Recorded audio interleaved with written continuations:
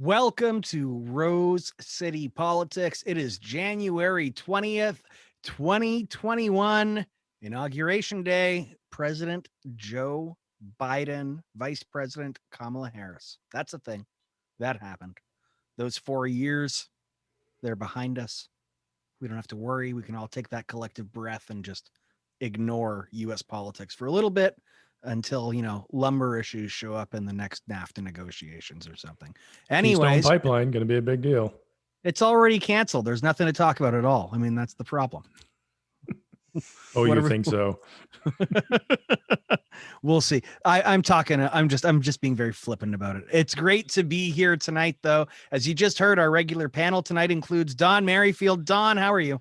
Always good. Like I was saying earlier, I feel like I just got out of a 4-year abusive relationship and I can finally relax. So that's good.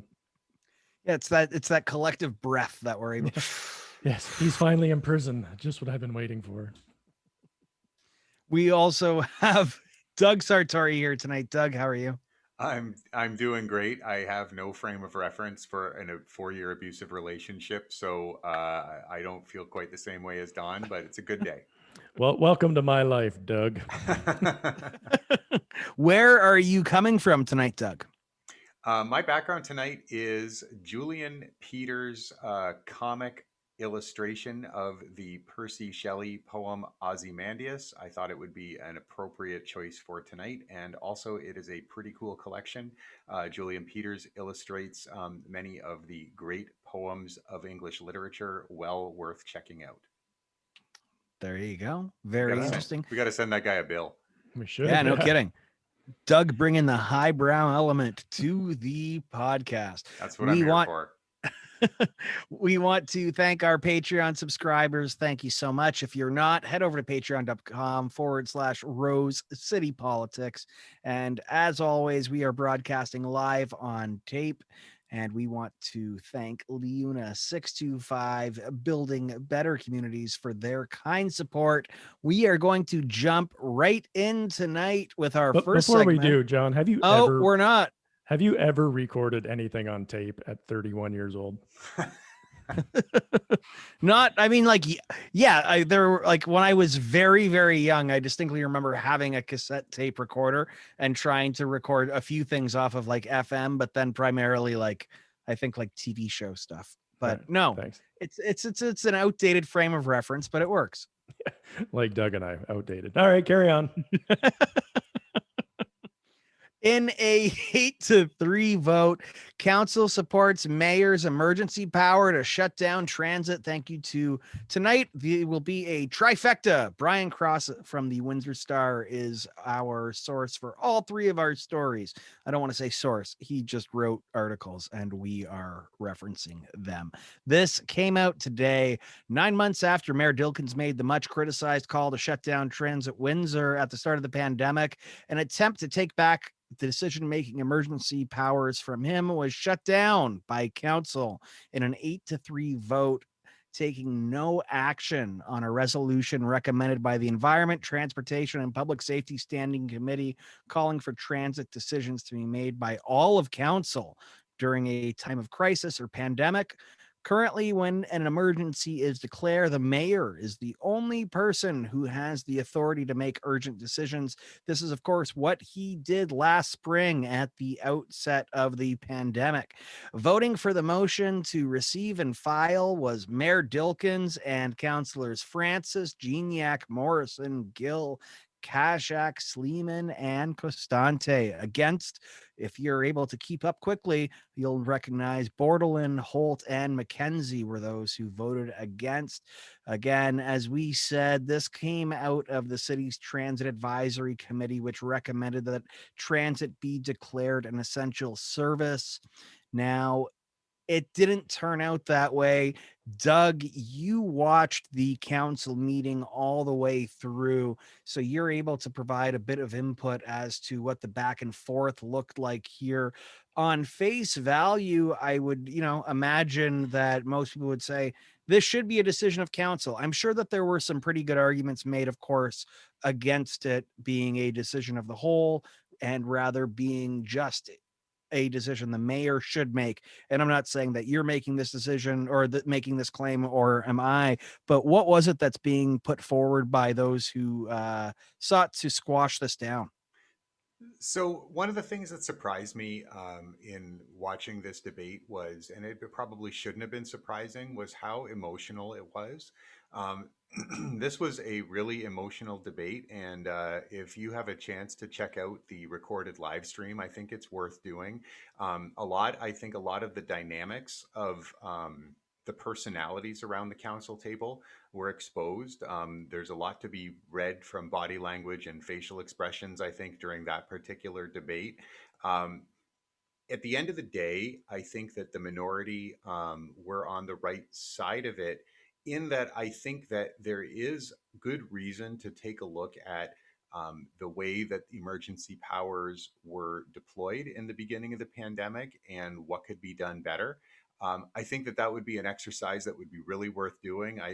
My personal view is that Mayor Dilkins was very slow to include counselors in the decision making process during the pandemic. It took a long time for council meetings to resume. It took a long time for regular council meetings to resume. And I think that there's a lot that could be unpacked. The sticking point and the pain point for a lot of people was the decision about transit, because I think it's pretty clear in hindsight it was the wrong call.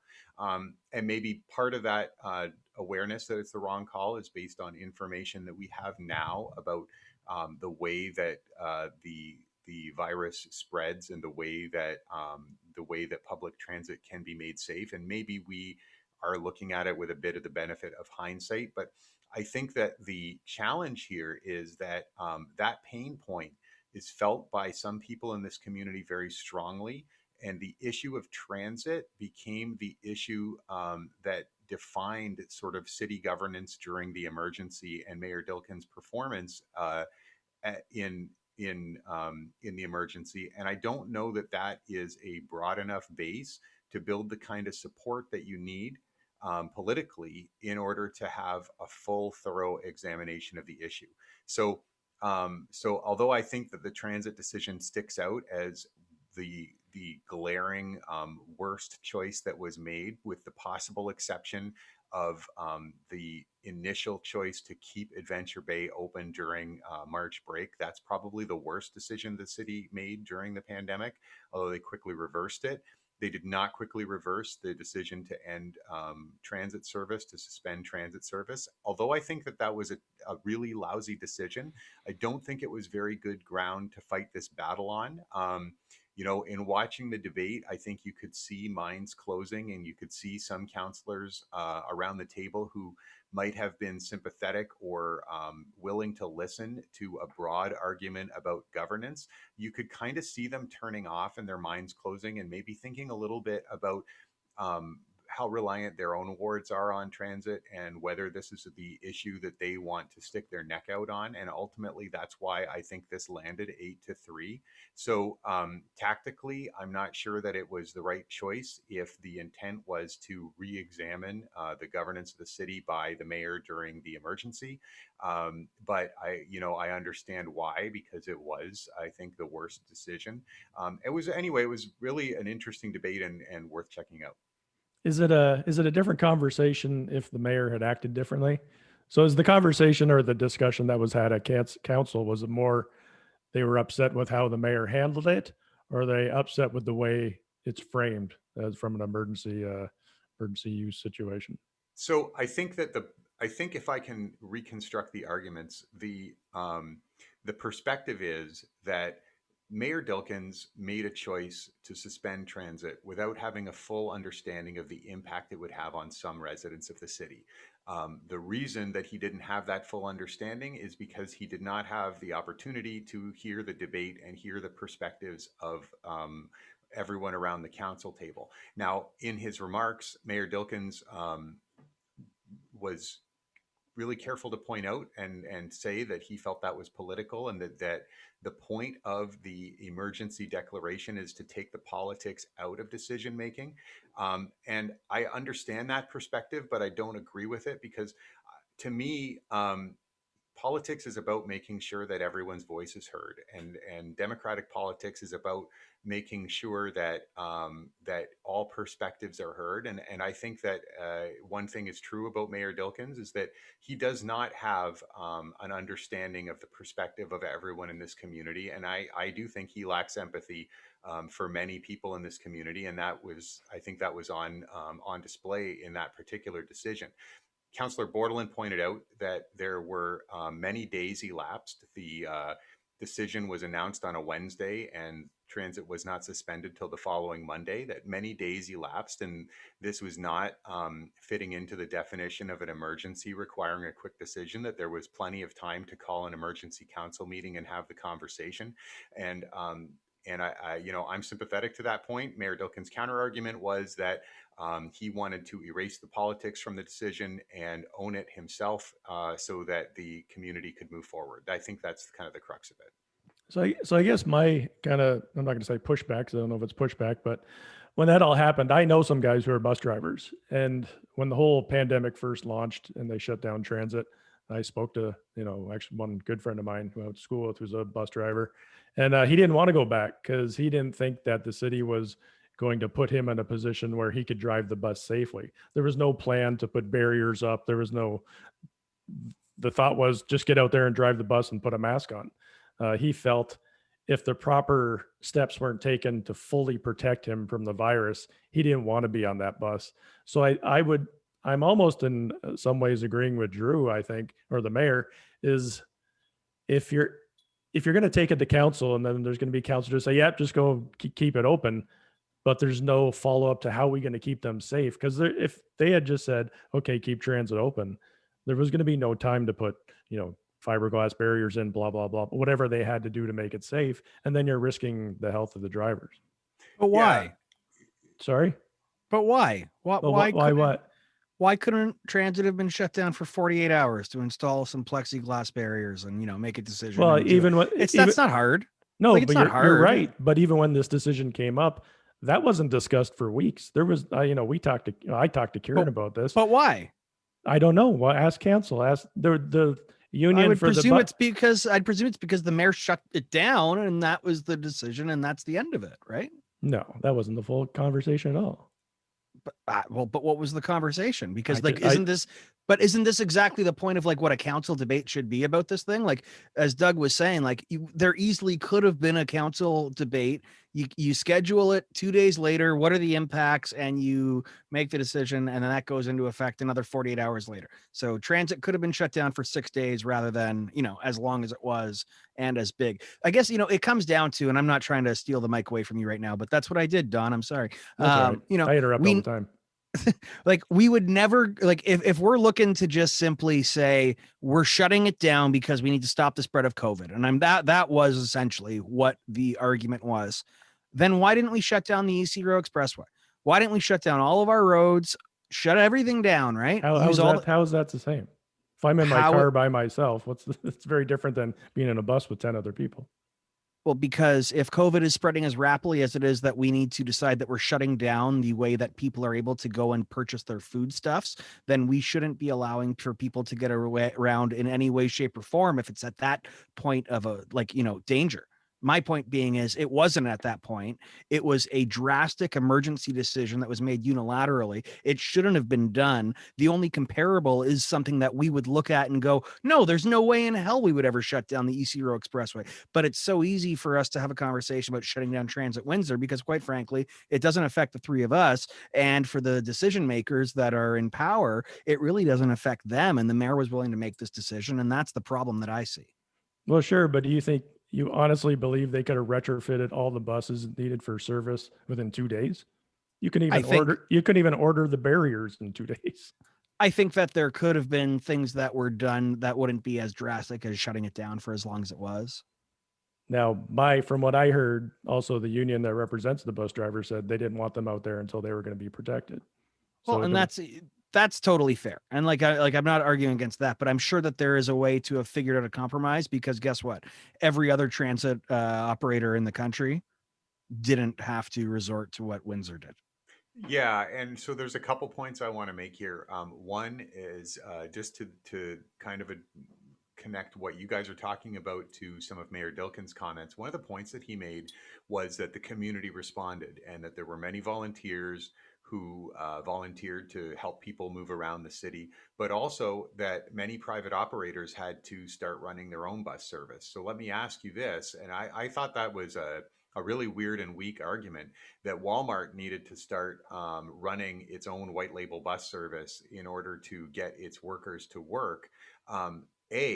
I think that really shows what the impact of the pandemic is, because not every employer is going to have the resources of Walmart. And B, um, what what were the steps taken to make those buses safe, and what leads any of us to believe that that a private operator hastily putting together some kind of a bus service is going to be better than a professional public transit system with a unionized workforce who are able to take on those challenges. So, that's number one. I just wanted to mention that because I thought that it was interesting in that it connects to the stuff that you folks are talking about. But also, I think this goes beyond the substance of the issue, and this back and forth between Jon and Don is, I think, a great example of what I was saying earlier and why I think that the mayor prevailed in this particular debate, because it is very debatable, and I'm not so sure that a majority of people, of residents in the city of Windsor, would recognize the importance of transit to some people in the city of Windsor. And that's one of the reasons why I think that having a political debate about it at the time would have been valuable. I understand the mayor's arguments that that time is of the essence in making decisions during an emergency, but I also think that we should have a lot of latitude to enable political debate, because this is how our system runs and this is how decisions are going to be made. If I had to make one criticism of the mayor's conduct during the pandemic, I don't know that it would be the specific decision about bus service. I think the issue I would have with it, and the issue I would have with his conduct in general, is that I think he was only too eager to assume kind of unfettered control of the city and administration, and he was really happy to be able to put his hands on the levers of power in the way that he did. And that to me is the biggest argument against vesting such unilateral emergency powers in the mayor without having the opportunity to put a check on him. But as was pointed out, not only in debate but in public comments at the time and more recently, council always had the ability to withdraw the emergency powers by ending the emergency. That's something that could be done. That's kind of a nuclear button. That's not necessarily something that's going to be very easy to do.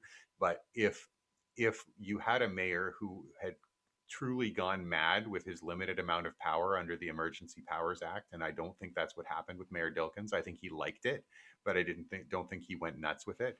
But if you truly had a mayor who had gone totally beyond what was reasonable, there are mechanisms for council to rein him in. But I don't think that they are really feasible to protect you from simple bad decisions like the decision to end transit service. Yeah, and that's where I kind of go back to the original question I asked you. I don't think we can look at this from a what did Mayor Dilkins do? If that was Reno who was the mayor and said and had that power and just said, okay, we're going to leave it open, well, then the conversation would just be reversed. So it's really about do they want to give the mayor that control? Forget that it's Drew, because this isn't just relative to Drew. And I think in an emergency situation, the mayor should have control for things like that. Just arbitrarily say, we don't have time to debate this.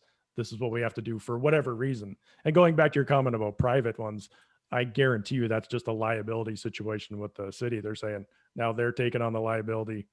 However they do it, it's not our problem anymore. So we can't argue about what another person on council might have done in the mayor's chair in this pandemic, because that would just purely be a hypothetical. But I think you can look to other communities across the country and the way that emergency powers were used by mayors across the country. And I think that Windsor is an outlier in terms of the length of time it took for regular council meetings to resume. The length of time it took for council to be routinely consulted on normal business, it took a long time. So I understand what you're saying. And to some extent, of course, everyone's view of the judgment calls made by someone in a position of authority are going to depend on their views of the person. So I take your point, but I also think that objectively you can look at it and actually we had this conversation on this show with Annika Smith back when her city's research group at the University of Windsor took a look at the use of emergency powers. We had this conversation, and the use of powers by Mayor Dilkins were an outlier in terms of the way that they have been deployed across the country. That's called a made in Windsor solution, Doug's. I don't know if you're familiar with that term. I think that we've exhausted this topic. You guys agree? Yeah, I'm let's done. get on to the I'm next done one. being interrupted by you, you little bastard. Perfect. Let's get on to the next one and see how that one goes. Probably got some things to say towards you, Don, again. I got some stuff on tape. Council votes to equip firefighters with naloxone, urges police to follow suit. Again, Brian Cross put this out. Council directed the fire department to start carrying the opioid overdose antidote on naloxone, and they're urging police to follow suit after Fire Chief Stephen Lafayette endorsed the move. Over a 10-month period last year, there were 25 occasions when firefighters arrived first on scene of a suspected overdose ahead of paramedics, but they were not equipped with the life-saving drug. Under questioning from counselors on what the position of the chief was on carrying naloxone, he eventually came to a definitive conclusion. It was a significant endorsement that helped prompt counselors to unanimously approve directing Windsor Fire and Rescue to start carrying naloxone.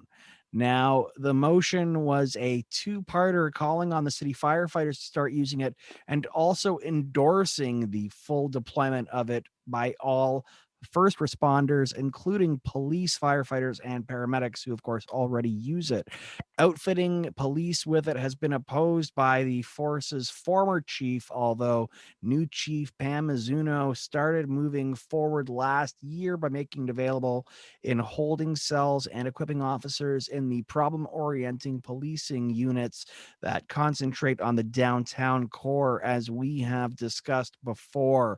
Now, Doug, you watched last night. I'm very curious to see how this debate played out in your eyes. Did anything stick out as surprising? On my read through, I'm very interested, I guess, as to the justifications as to why we're still just recommending police use it rather than, mandating. Well, that was a whole mini debate in itself. So this didn't start out as a split motion with two different votes. It started out as one unified motion, um, in which the different first responders were advised or directed depending on the level of authority that the city had over them. So police, of course, cannot be directly directed by city council. City council has oversight, but the police board is the authority that oversees the Windsor Police Service. So, for that reason, council can't direct the police to do something specific operationally, like carry naloxone. So that kind of hair splitting in the motion itself was the reason why that motion ended up being split. And I think that the reason that it was split and the reason that some counselors wanted to see that motion split was so that there was a chance to defeat the motion to request that the police service carry naloxone. That was just my read based on the way that that debate went down. But I think that there was a hope that by splitting the motion, you might basically not have to end up giving that advice or request to the police service, however it was worded. But it didn't end up that way, and both motions passed. I do think that, as Mr. Cross points out in his piece, I do think that the comments made by the fire chief were pretty convincing. It was obviously very difficult to go against the statements of the chief. They were compelling. The numbers that he brought out were compelling. I don't have them in front of me, but something like 175 calls out of 1,300 calls for service were related to an overdose. I thought that was pretty significant. So a huge chunk of the, but again, I don't have those exact numbers in front of me, but a huge chunk of the calls for service for police were responding to overdoses. There was a lot of detailed explanation about the doses and the ways that fire responders would administer naloxone, and the fact that it would not change the service parameters of police, or I'm sorry, of fire, the fire department. That was all very thoroughly examined. But the testimony of the fire chief, I thought, was actually really impressive, very to the point. And not only did he point out that this is a significant problem and that he would prefer to see naloxone be available to fire first responders, but he also made the point that naloxone is not a panacea. He repeatedly made the point that having naloxone available to first responders is not going to solve Windsor's drug problem. And I thought that point was really well taken. And I think that it made quite an impression in the room. And I just once again want to say that, I think that the fire chief's comments were really good. And I also think that when someone who is in administration or in a position of authority like that, a position of responsibility, is able to go in front of council and speak clearly and courageously and truthfully about the issues that they face, it has a tremendous moral impact. And I would really like to see more people who fit that description of administration or a person in authority take a page out of the fire chief's book and speak truth to power and see the results that you get. Yeah, sorry, it says here in the notes that it was 1,344 calls in a year for suspected for medical calls, and 171 were suspected drug overdoses. Okay, yeah, I was pretty close. Yeah, cool. So I do wonder. I mean, to your last point, we have definitely seen reprisals in the city against organizational or department leaders that have spoken out against orthodoxy. So it's nice to see that. I agree with you on it. But I guess if council's not the one that's able to mandate this, I get that. But of course, the police service board would be the one that would be able to mandate that decision. Of course, with the mayor being the chair of that as well. Doug, did you see any arguments that were made then beyond council can't do it, but then why isn't, the police service board mandating it? We are now still the last police department major in the province that hasn't mandated it. So, what makes us this outlier? Like, what do we know that other people don't know, other cities don't know? Was that brought up at all, or was it just the procedural? It really wasn't, and I think that was probably tactical. The procedural discussions were dominant. I do want to mention that Councillor Francis, I thought his comments were a little bit bizarre. Councillor Francis was really heavy on this theme of not wanting to give direction to boards and committees that are in the city, and he made reference a couple of times to Roseland and the Roseland board. And I think that he's still seemingly still feeling the rebuke that council gave to the Roseland board around curling. He's obviously still pretty upset about that, and I was really surprised that in a debate about naloxone and whether it was appropriate for first responders, that he chose to go back not once but multiple times to the previous debate around the curling at Roseland. Well, if you know anything about curlers, they're all on drugs, so I think they should all be carrying naloxone too. Because let's face it, you got to be high to play that game. I live not too far away from a curling rink, and we lock the doors on Thursday nights, man. You see rocks just sliding down the road, it's trouble.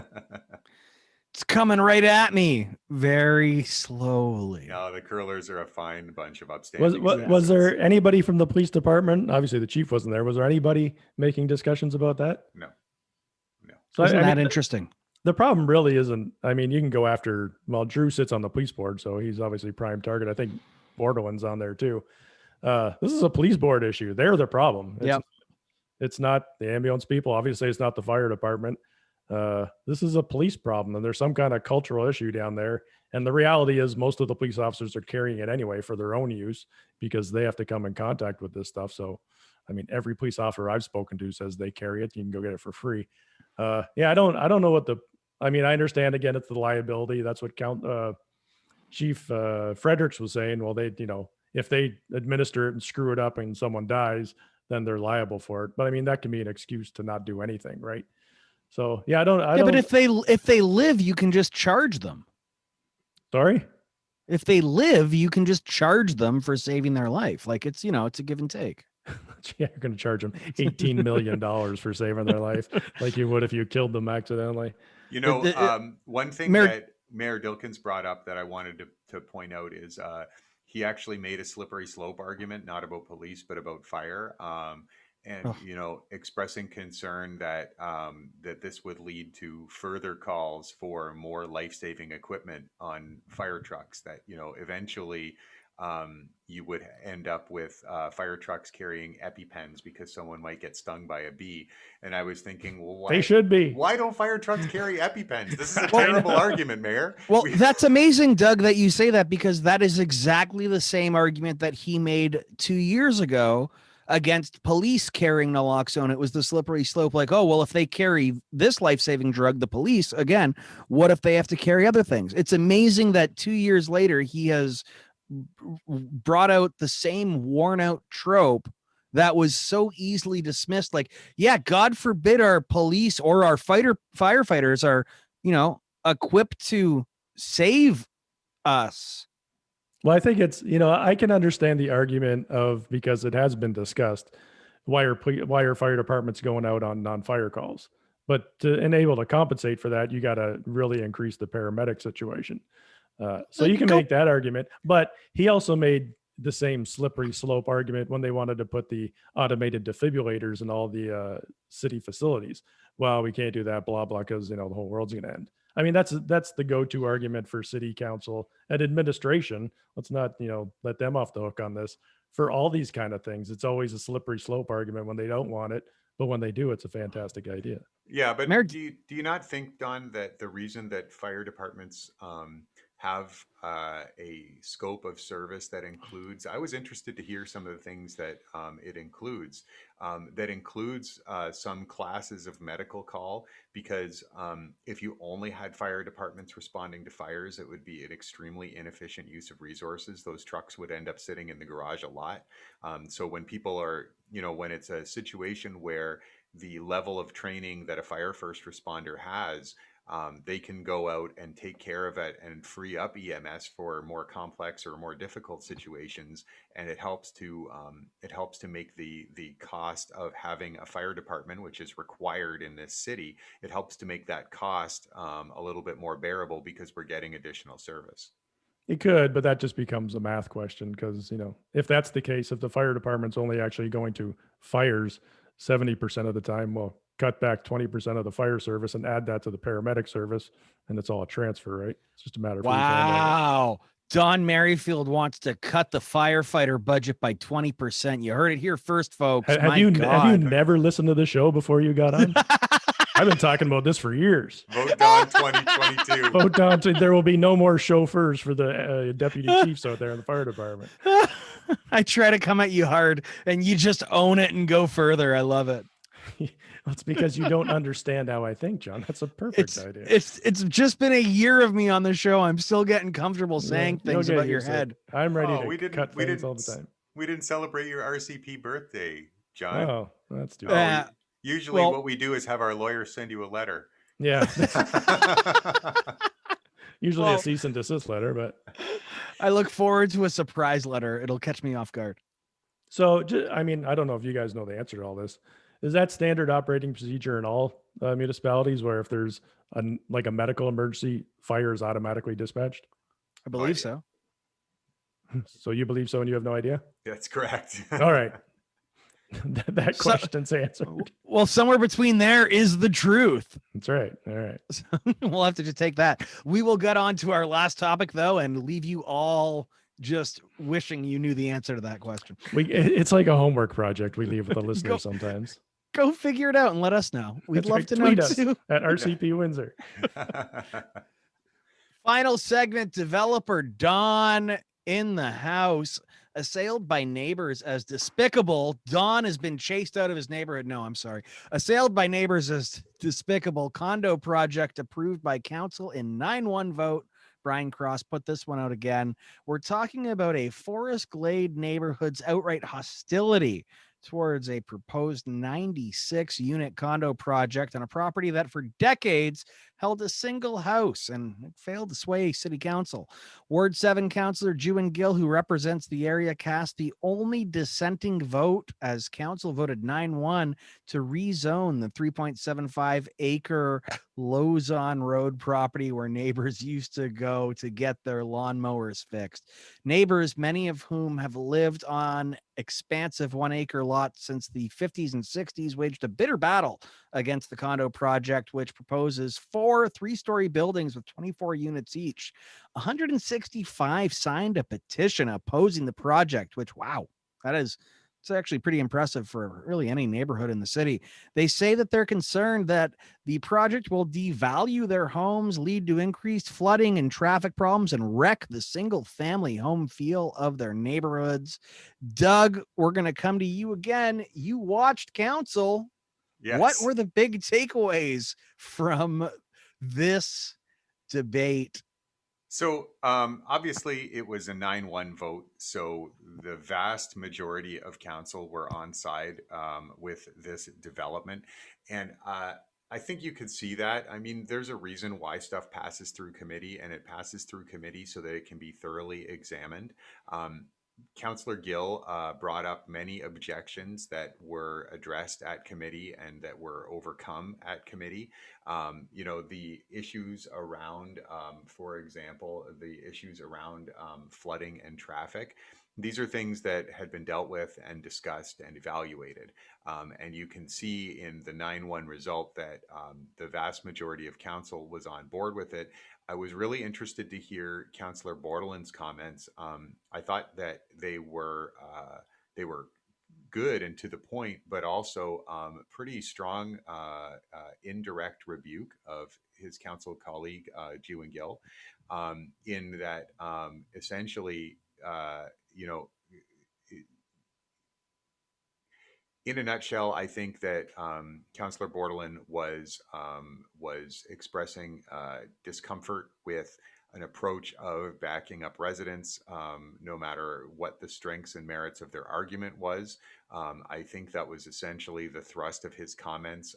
He engaged in a vigorous defense of this development and the process that got us to the point where the development was coming to council for approval. And obviously the vast majority on council agreed. So that back and forth was really interesting. If I was going to put together a highlight reel of council, the debate there, Councillor Gill's comments and Councillor Bordeland's comments, I think would be really good to watch and think about, and an interesting marker for, we didn't give Councillor Gill a grade in our council midterm marks.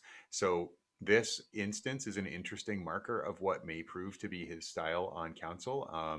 And it indicates, at least initially, that he is really interested in pursuing the interests of residents of his ward. Yeah, I don't think he did really anything wrong. He's just, if you got a bunch of people calling you from your ward saying, I don't want this for whatever reason and whatever the situation is, it's not really a failure of a counselor to vote against it, just because the specific situation involves his ward and they were, the neighbors didn't want it. Well, Yeah. I think that's a fair point, Don. It's a perspective, and I think that every counselor around the table has probably faced that moment where there's an issue that they know is probably going to pass, and you can calibrate your vote based on thinking about re-election and thinking about what you need in your ward. Versus what might be the best for the community. I think that this instance was one where it was pretty cut and dried.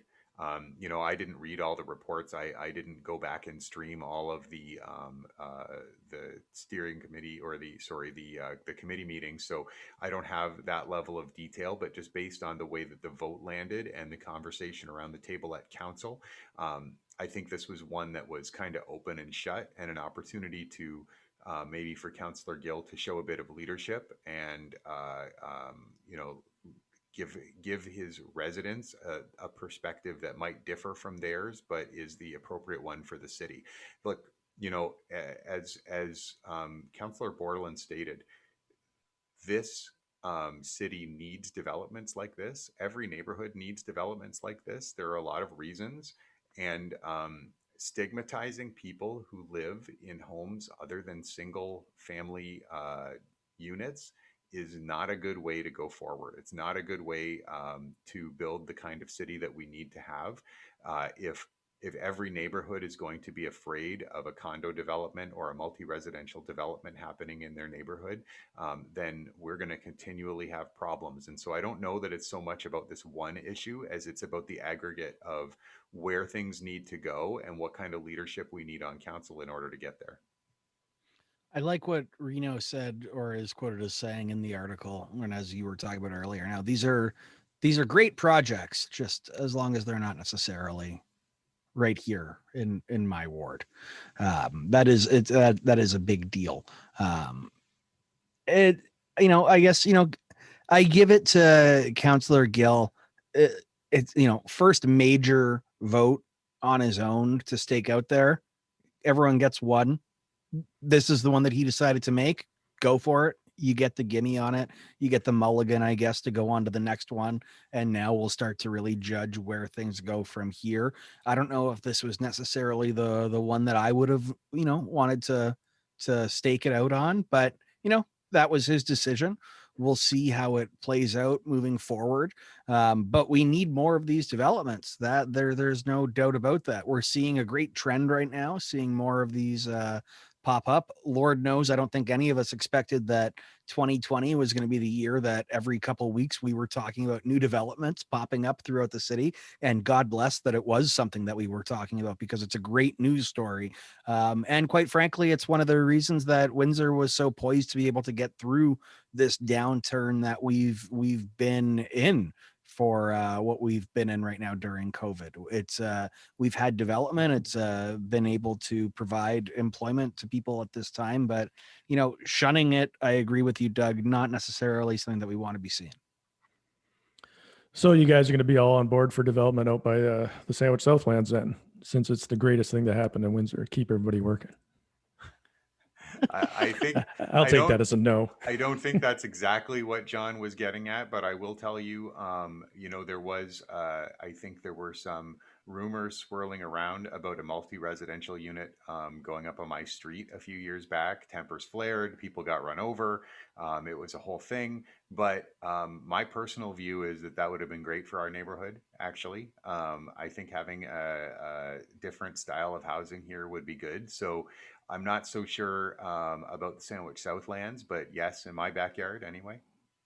Yeah, I mean, we had this discussion when the people were complaining about the Junction development that was going to block their sunrise. I think we had two different projects where people are complaining about their sunsets and sunrises.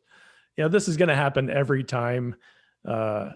Every time there's any kind of condo development, whether it's low rise, high rise, the immediate neighbors aren't going to like it if it's in an already built up area. And I understand it. Just looking on Google Maps here while you were talking to see where it actually is going, there's going to be two houses right beside it. So those people obviously aren't going to be happy. The people across the street aren't going to be happy because traffic will be a lot heavier. And then on the back of this, there's a whole subdivision that was built back in the late 90s, early 2000s, they're probably not going to be happy to have a condo in their backyard, but that's just going to be the reality of it. It's interesting that, these developments, like I already know of 2 others that are going to happen in the city, but they haven't been, can't say anything yet, but I know where they're going. And it's going to be the same discussion there. It's interesting when these go in that it seems that, no, maybe I'm reaching here, but we had this discussion about the development that was going to go up off North Talbot Road over by Southwood Lakes, and that one really got pushed almost aside. And I discussed the one years ago that was supposed to be on Walker Road, where everybody lost their mind that they're going to put low-rise commercial and resident or condo in there, and all the neighbors in that subdivision lost their mind, and it's still sitting vacant.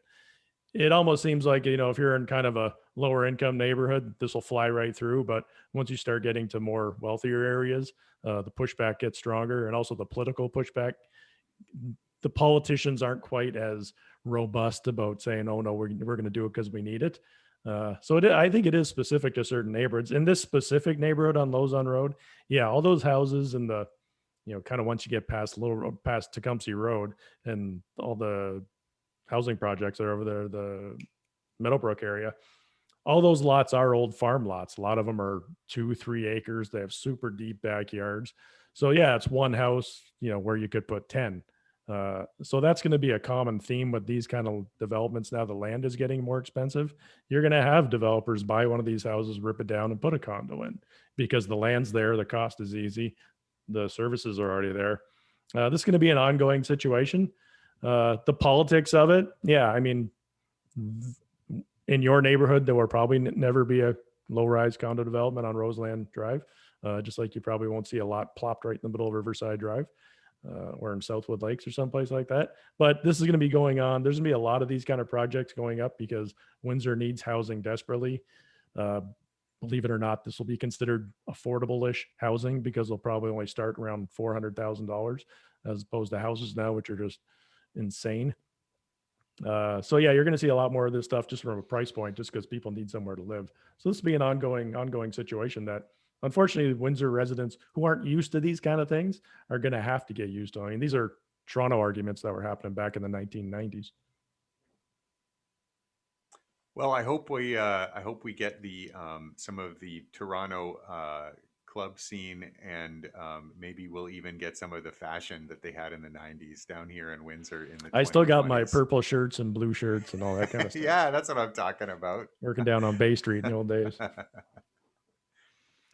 Excellent. Well, I think that's it. I think we did a show. Yeah, there you go. I think so. We did it. You see what happened? We have Joe Biden as president, and we have a 50-minute episode. We didn't even do the whole hour, I feel. It's because we're not scared to death anymore. Exactly. We're not just like talking. Every week could be our last show when Trump is a president.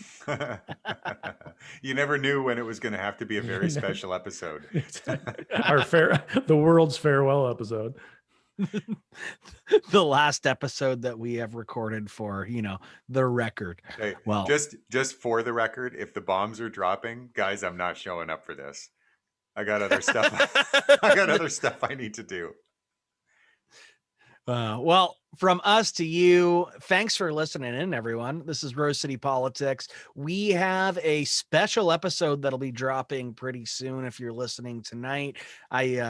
I don't think I'm telling any fibs by telling you it's a pretty big deal. We are speaking with the leaders of the Ontario Liberal Party, the official opposition, the NDP Party of Ontario, and the Green Party of Ontario. And we are still working out some details to be speaking, hopefully, with a minister from the PC Party. So we've got a really big special episode dropping there. We'll be letting you know more about it as we get ready to put it up onto the web.